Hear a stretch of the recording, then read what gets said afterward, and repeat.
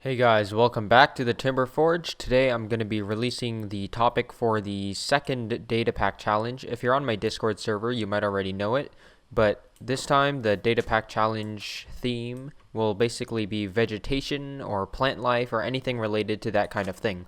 You can see what I created in the beginning of the video. What I basically created was any time that it is raining and you walk under a thick dark oak tree, so you're wandering through a dark oak forest while it's raining and it's really ominous looking. At this time, what happens if you walk under the tree will basically snatch you and try to grab you. As you can see, it just tries pulling you up, and then if you want to break out of it and not be poisoned, you have to kill the slime, which is the mob that I used for the actual hit detection, if you couldn't tell already. So this wasn't like the simplest thing, but it's also not the most complicated thing to make. There are quite a few ideas on the Discord server, so if you want more ideas, you could ask around on the Discord server. So here's some ideas if you don't really have an idea of what to make. So first of all, it can be naturally activated, or it could be maybe something summoned. It could act like a mob, kind of like how mine almost acts like a mob, how it grabs you. It could also just be special effects given to players when using or stepping over certain existing plants in a certain way under certain conditions. Or maybe it's a custom items that maybe you could craft, which you can use to affect plants in a certain way. Maybe it acts kind of like a bone meal, except it's not consumable. Or it could be a custom item made from plants which gives the player special abilities, or a rare tree that spawns under certain conditions which gives you special loot maybe. Or it could be that if you break crops, there's a chance that it comes alive and acts as a pet, or maybe it tries to kill you. Or you could try making your own custom crop that grows in a special way, and then when it's harvested, you can get the special items that it drops to create your own custom item. And there's a lot of people who have other ideas on the Discord server if you're still out of ideas. And I hope to see what you guys create, and I'll see you guys in the next video. So if you want to know how my person-eating tree data pack works, then I'll show you right now. So first of all, load.mc function initializes all of the scoreboards as normal. And then loop, this is the detection. This is how it detects if it should grab the player or not. So first of all, detecting a predicate. These are added in 1.15, which basically detect conditions. There's a predicate generator in the description that I used, and it's right in here. Predicates, it's just a couple lines. That's just how it generates. It's pretty simple.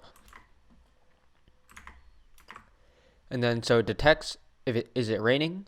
It detects all players that have no cooldown for the tree. There's a cooldown, so it doesn't just constantly grab you right away right after it drags you up.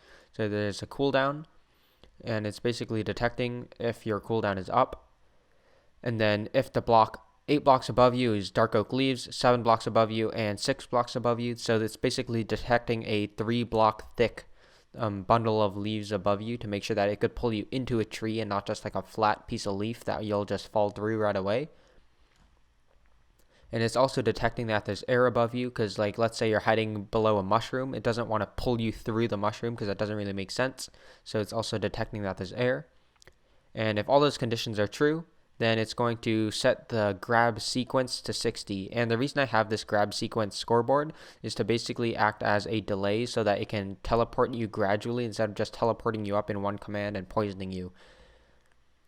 So once it sets to 60, there's also this that runs tree grab. So it executes on all players that have a score of 60. It runs this at the player. And 60 is basically when it initializes everything. So it looks complicated, but most of this is just copy pasting. So first of all, it starts with just some sounds at 60. And the reason I only do it at 60 is because if I did it the entire time it was being dragged up, you would go deaf from all the noise.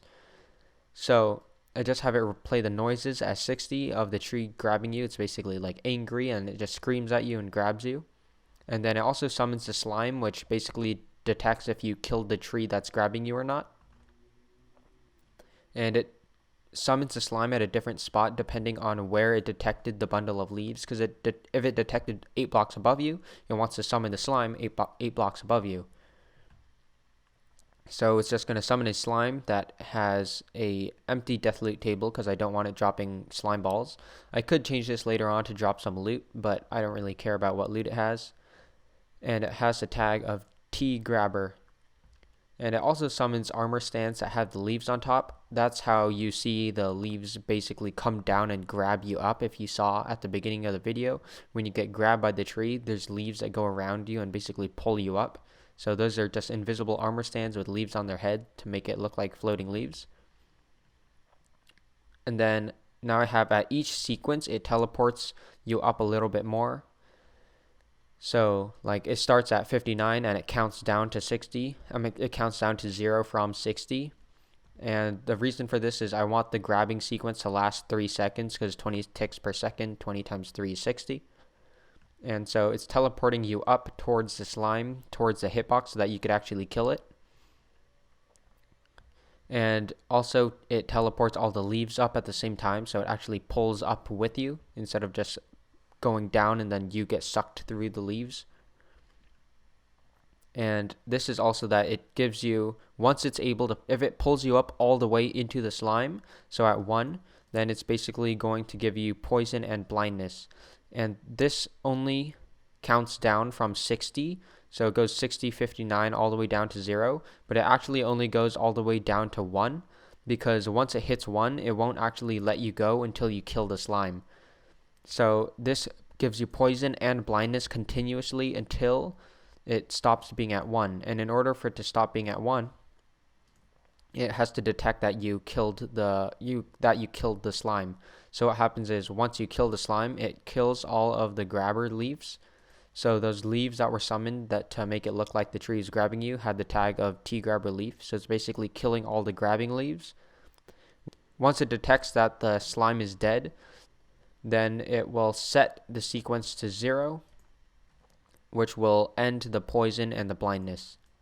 And I also have here that it is giving you slow falling, and that's just to prevent you from dying when you fall, because there's some weird behavior with the teleportation where when it teleports you up like that continuously, it thinks you're getting teleported like a lot. So when you fall, it thinks you fell from really high even though you were only 3 blocks above the ground.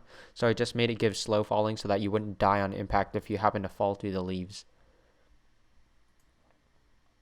So that's it for how it works. It's not too complicated, but not that simple. Definitely a lot more complicated than my claymore that I created for the data pack challenge.